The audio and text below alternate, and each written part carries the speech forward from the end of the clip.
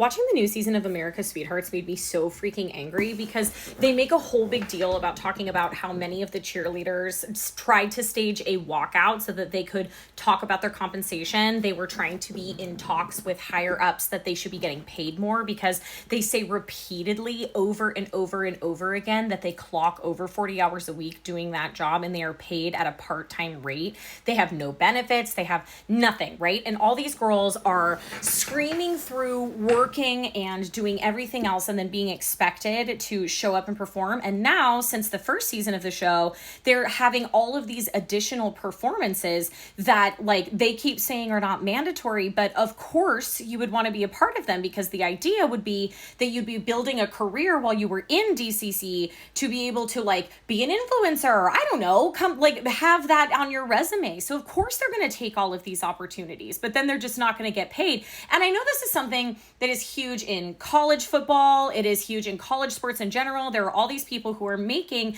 an obscene amount of money off of the work that these young people are doing and they are not being compensated. But it was really insane to watch it play out because then they show one of the girls who was spearheading all of the talks and like a meeting with everybody trying to stage this walkout, which then got leaked to the Dallas Cowboys. And they bring her in and she's asking like, hey, how come I'm a third year veteran? I'm not getting asked to do a lot of these performances.